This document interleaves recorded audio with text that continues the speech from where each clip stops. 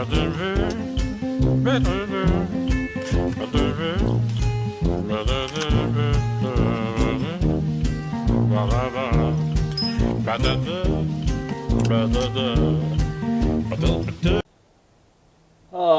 man,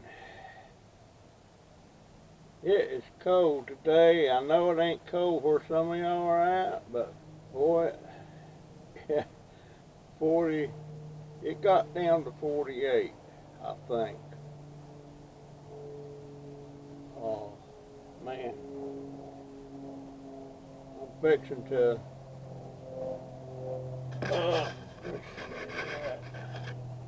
I'm fixing to grind some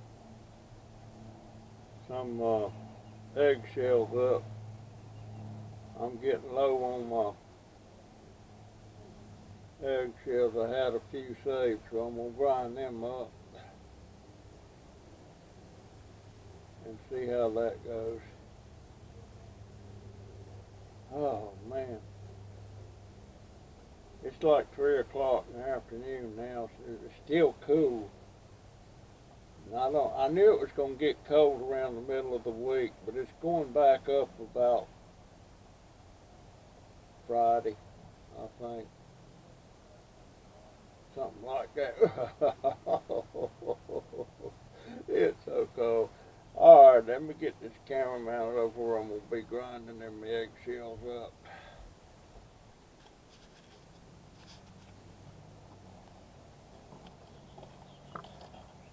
Okay. I ain't got a whole lot, but I need to. And I'm using the food processor to do it. That's what I always have done. So.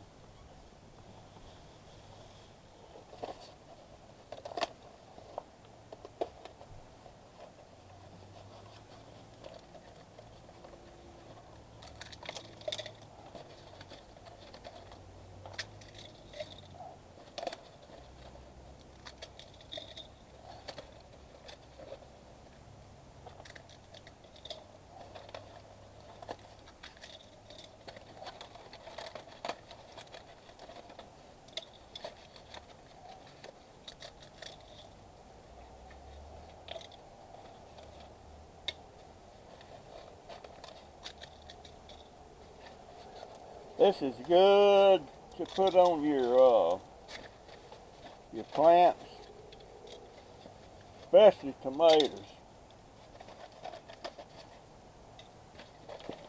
Alright, that one. That way, let's see what else we got here.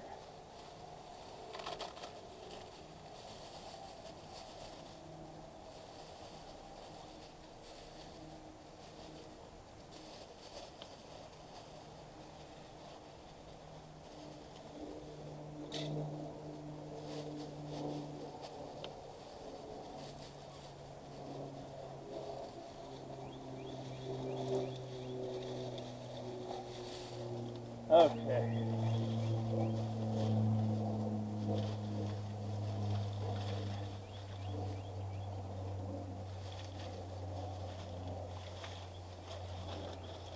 This is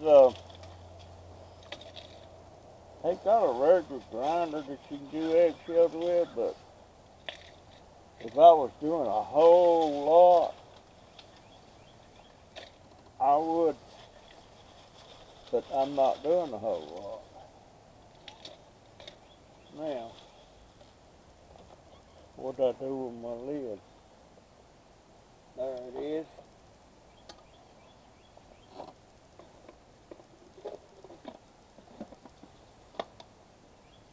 Now,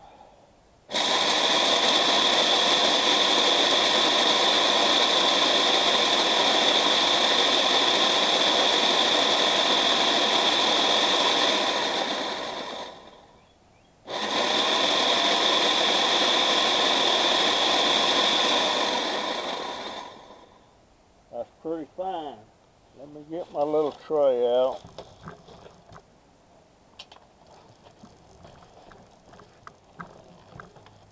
Okay. I'm going to have to get a bigger container because this is too small. But that's what I got so far. But I have to get that out.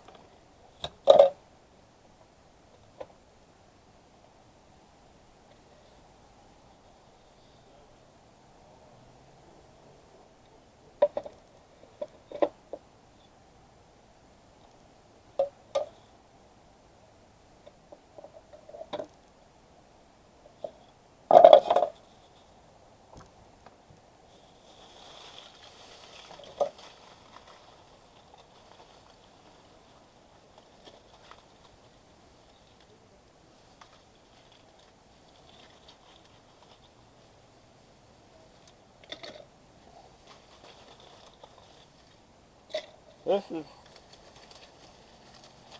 well, it's not too slow, but you know, if you want to sterilize your eggshells before you grind them in the processor, you can grind this stuff in almost a fine powder,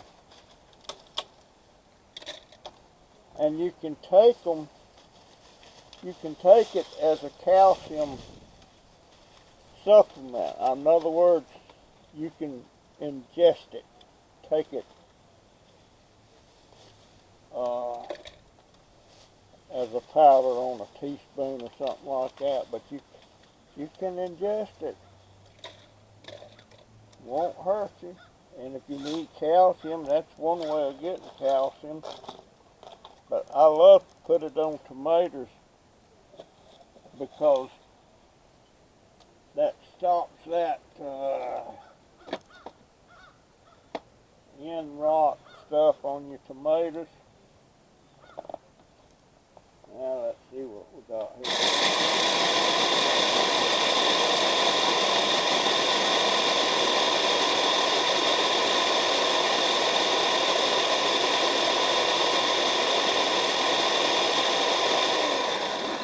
The longer you run this processor, the finer the granules get on it.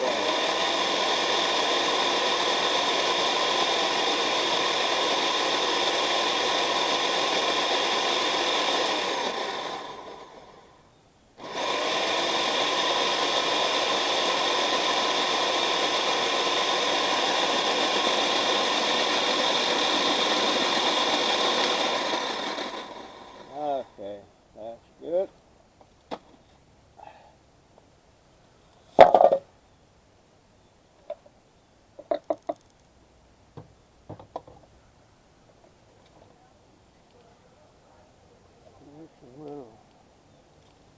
That must have been a piece of banana peel in there. That won't hurt it. See that?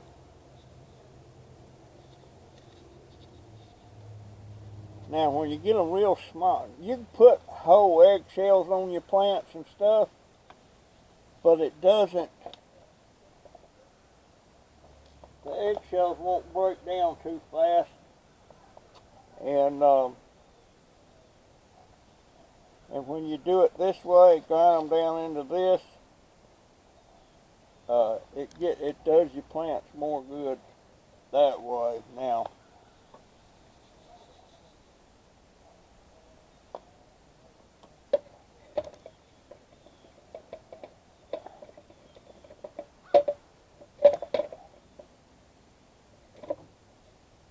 let me explain that to you. An eggshell, a big eggshell like this, it's only got so many edges, and that's where where the calcium starts getting in your plant, is from the edges. So when you grind them down like this, you got all these little pieces with edges, and your plant can absorb it a lot faster. I see some people that used to just put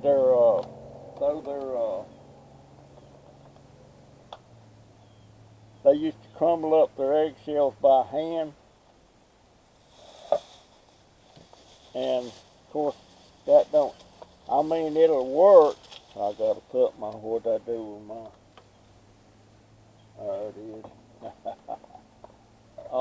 That'll work, but it takes a lot longer for your plants to get any nutrients from it. And your tomatoes really need it. There's several plants that needs that calcium. And there's something I just dropped in there. I don't know what it is. I don't know what that is. Some kind of vegetation. I would have had a whole lot more eggshells than this, but they know I saved these things. And she actually went in my, oh boy, I just spilled a ton right there on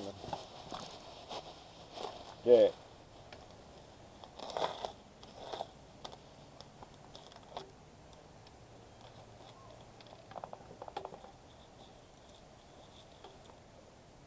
She actually threw a bunch away that I had saved.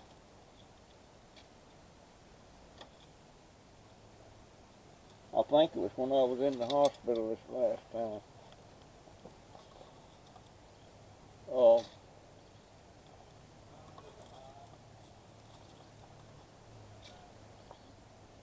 But they don't like me saving scraps and stuff for my compost.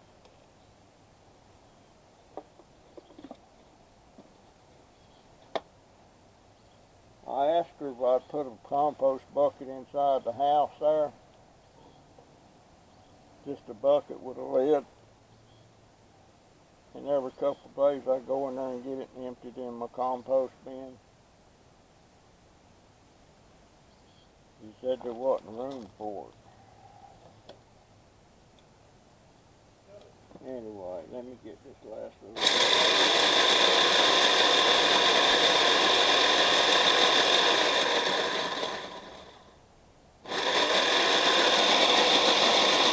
Let it run, let it run. Hi, y'all. How you doing?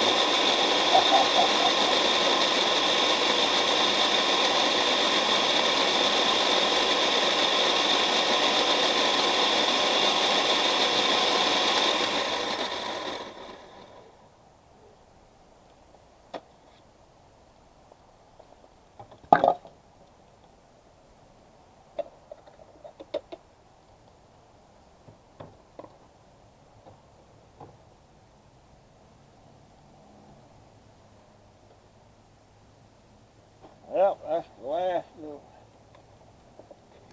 batch. Yeah. You can let it run longer and get that down more to where it's more like a powder, but I don't want it to be a powder. I want it to be small granules like that. Now, there we go. Nice, beautiful, crumbled up eggshells. All right. Well, so much for the eggshells. Got them. Now I need to find a bigger container for those things. I sure hate this cold weather coming on. My Lord. Wish my coffee was out here. This coffee one. I need to add one of my subscribers, George Kutzer. It's either Kutzer or Kutzer.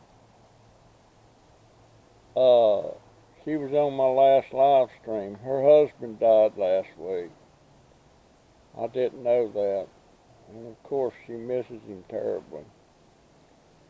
They're the couple that coffee cup you see me with all the time, that orange one. They're the ones that sent me that coffee cup. Best coffee cup I ever had. It's got a lot of dings and scratches on it now. That's the coffee cup. That time I was going down the road in my scooter and the car got real close and it spooked me.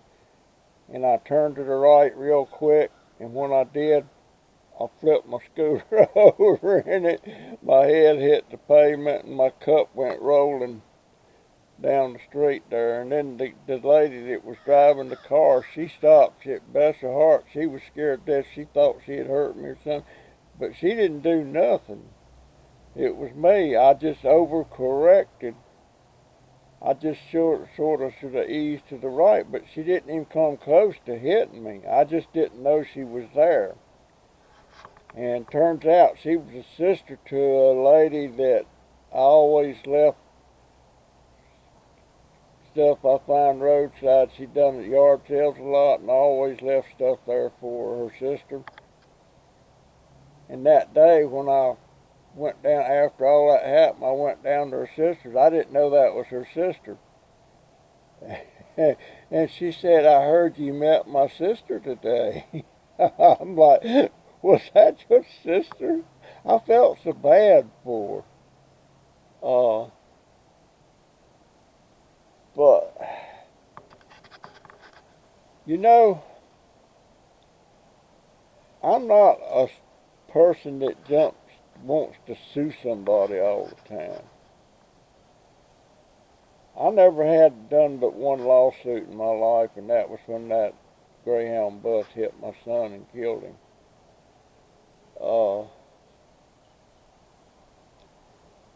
But the fact that that vehicle, that beer van truck hit me, I mean, I was coming down, I was on the sidewalk,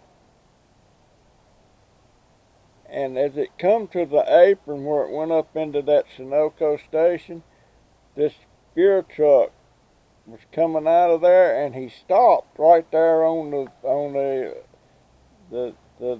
easement, and he was looking at traffic, I guess. And he was stopped, and I stopped, and he was still stopped, so I started pulling out. And that's when he decided to go, and he hit me. And my scooter is sitting right here. I'll show it to you. See how that seat's all cockeyed on? It won't straighten up. It's bent. The seat's broke down in the bottom, and I can't use it. Of course, I got lucky and got this scooter from Patriotic Kenny, thanks to Naparuski. She put me in for that. It's a great little scooter. It's portable and all that stuff. You know, you can take it apart in 5 sections and you can put it in the trunk of the car and take it somewhere if I want to go to the grocery store with it or whatever. But it's a smaller scooter. But I'm not complaining. I am so fortunate that I have it here. But I'm still trying to get the VA to work on your scooter or get a new battery. When it's like pulling hen's teeth. It's very hard to do. Now, I told the doctor about it the other day, and she gave me a thing with numbers on it. And there's a scooter clinic from the VA that you call. And we've called 3 times now. And each time it's a voicemail and we have to leave a message. And so far we hadn't heard a darn thing back from them. I want this scooter fixed. And somebody told me a while back that if you got a scooter through the VA, they will replace it. They replace them every 5 years. I've had this one 4 years. So I don't know. But I want it fixed.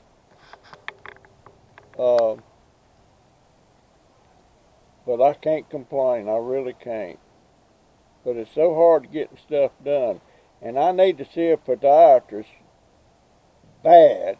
I hadn't seen my podiatrist since before I had COVID, and that's 2 years. And so I finally got an appointment made the other day. And guess when the appointment is? It's in March. That's 3, 4, 5.5, well, a little over 5 months away. My eye clinic to check my eyes, February. So it's extremely hard to get anything done. Sometimes certain things is not. Now I go back and see the doctor again next. I smell something cooking. It smells like, ooh, that's a fireplace burning. I bet you my stinking daughter's got a fireplace going in the house. She likes to burn that fireplace, but she loves the cold weather too. But turns out her toe, that injury to her foot she had, it's not healing right, and they're talking about doing surgery. So if she has to have surgery done, that's going to be putting her out of work longer.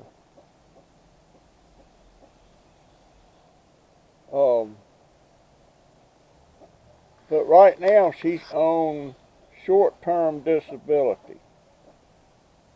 That means starting next Tuesday she's getting a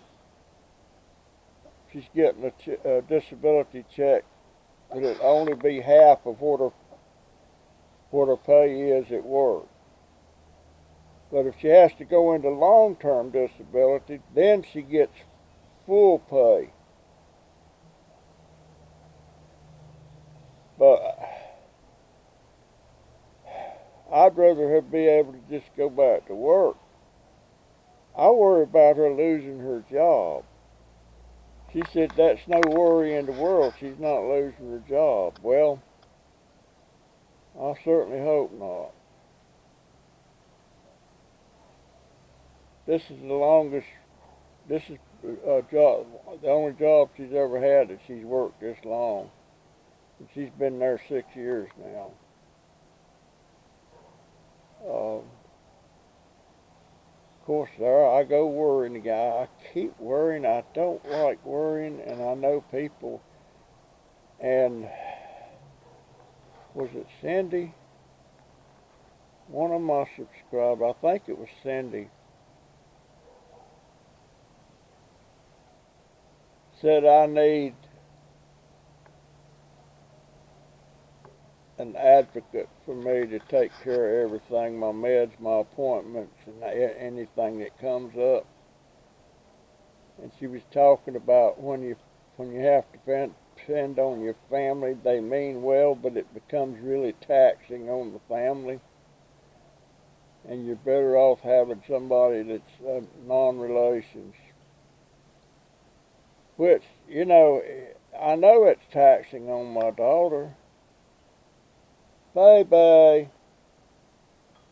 Oh, dog. She don't care too much for it when it's cool out here.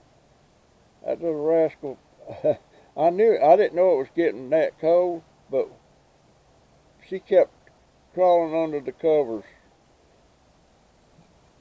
with me. Hey, baby. What you doing? What you doing? Huh? You want to jump up? Come on. There you go. She jumped up. See, that's my baby. That's my baby girl. Anyway, she was under the covers. Okay, jump down. I'll be going in a minute, baby. These animals are so dependent on you for everything, and I guess you need to realize that whenever you take a pet on or something, and here we got 6 cats and 1 dog, and I sure miss Boo Boo, my Maltese that disappeared over 2 years ago. I think I know where she's at. I'm pretty sure I know where she's at. But the fact that we can't afford what we got, and I'm sure she's being well taken care of where she's at, it breaks my heart. But I best leave her right where she's at. She's in a fenced yard that she can't get out of, and they got another dog similar to Boo Boo. So, and I'm sure they're taking care of her. She's well manicured and everything. I walked up to the fence. I know it's her. I could pick her up and tell real quick if it was her. But I'm pretty sure she responded to me calling her. I always call her like, Boo Boo, and she'd come running. And I miss her jumping up on the side of my bed, scratching for me to lift her up. She couldn't jump up on my bed. And I know Bailey was probably jealous of her a lot. But she's better off where she's at. And I'm going to leave her. It's all right where she's at. And look at Bailey down there. Can you see her down there? Baby, what you looking at, baby? Huh? You want to go inside? Yes, you do. You want to go inside, don't you? I'll go inside in a minute. You're such a good girl. And I'm assuming Bailey's probably 6 years old, at least. And she was an abused dog. Not by the people that gave her to us, but they got her from somebody that was abusing her. And I sure don't know what they was doing to her, but of course some people say if they won't look in the eye, they're afraid of you, but dogs will look you in the eye for a couple of seconds and then look away. A dog, when somebody looks them dead in the eye,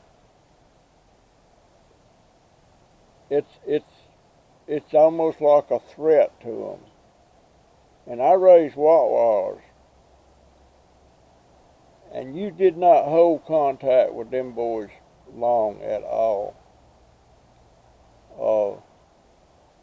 I love my Rottweilers.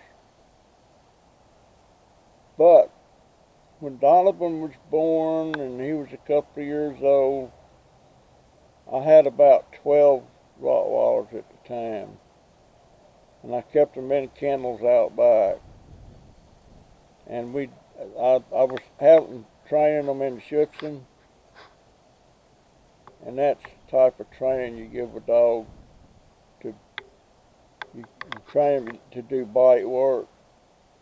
You train them, if they grab hold of somebody, you train them to where when you say out, they let go and sit down. And all my dogs was trained. And they were trained as guard dogs. I love them things, and every week I went to the club meeting. They had a big club about 5 miles from me, and we'd go work them dogs. We'd get somebody out there, with the suit on and the arm pads and all that stuff, and then we'd take them out there and train them doing bite work and stuff like that. And boy, I had one. Woo! His name was Ollie. Ollie von Forney. And I didn't have to buy that dog. That dog was given to me. Somebody had it in Savannah, Georgia, and all I had to do was come up there and get it. And because it had a good bloodline. And boy, I went up there and got that sucker. And we had him in the back seat. Didn't have him in a kennel. Had him in the back seat, and he only growled a couple of times coming back. And he wasn't aggressive at all. And the first night I took him to the club meeting and took him out on the field to see how he would react to somebody with the suit on and all that stuff. And he almost got away from me because he reacted so fast. I mean, he jumped on that guy and knocked him down and had a good bite on him. I was shocked. So he had a high prey drive. And the lady that gave him to me, well, after I had him a while, I decided to let this other lady that was a trainer keep him at her place and do some extra training with him that I wasn't qualified to do. So he was over there. And the lady that was the trainer, she worked for me. She worked in my Foam City store. And the lady that gave me Ollie, she come for a visit one time, and she come over there to the shop to see me and see Ollie, because we had Ollie. We kept Ollie in the shop, and the lady that was training him for me, she had him, you know. But when the lady come to see him that gave me Ollie, she didn't like that woman. Mainly because this woman, me and this woman that was the former owner of Ollie was going to go for lunch somewhere, have lunch together. And the girl that worked for me and was training Ollie on the side, when I told her I was going to have lunch with this lady, and she chimed in and said, "You brought your lunch, you don't need to go." And boy, that flew all over that woman, and she said, "What is she to you?" When we got outside there a little bit, she said, "What is she to you?" I said, "She's nothing but an employee." And said, "Nothing going on with y'all?" I said, "No, nothing's going on with me and her." And she said, "Well, I want you to take my dog back from her." I resented her saying her dog because she gave it to me free and clear. But that girl, when she said, "Yeah, you got your lunch," I mean, that was like there was something going on between me and her, which wasn't. But I took him back. I told the girl that worked for her name was Cindy, and I told her after the other lady left, I said, "The lady wants me to take the dog back from you." She was pissed off. But I don't know why she said that. I mean, I was her employer. She's the woman I eventually wound up selling that shop to. But I sure love them Rottweilers. But after my grandson got about 2 years old and walking around, I was afraid. Because sometimes one of my dogs would get out somehow or another. I had very secure kennels. And there was no way I wanted my grandson to be around them dogs if one happened to get out. So I decided to get out of the Rottweiler business. And I sold my last litter, and I didn't get no more. I give it up. I sure love it. We had one named, I gave my daughter, remember MC Hammer? It's Hammer Time. She wanted one of them male puppies, and I gave her one. She named it Hammer. Had a female named Adel, and she was a fantastic dog.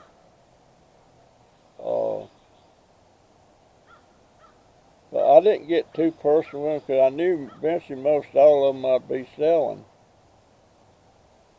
But I had one I just loved. His name was Arco. I had him till he died. But that boy, you didn't come in there at night.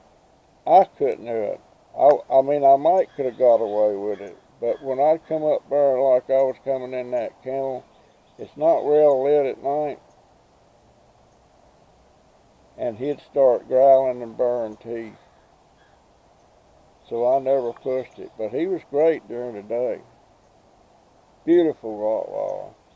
Arco. Had one named Chauncey. That's the most I ever paid for a dog.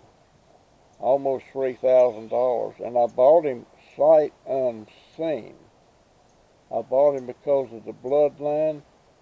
And he wasn't even in this country. He was in Germany. And I bought him, and they made a arrangement to get him shipped and everything. $3,000. Gee whiz. Alright, folks. I guess that's it for this video. That's my story, and I'm sticking to it. I'll see you in the next one, and pray for Joyce Kutcher. Her husband died. Seems like I'm losing not neighbors, but YouTube subscribers. This is about the fourth one. Okay, that's it. That's my story, and I'm sticking to it. See ya. There we go.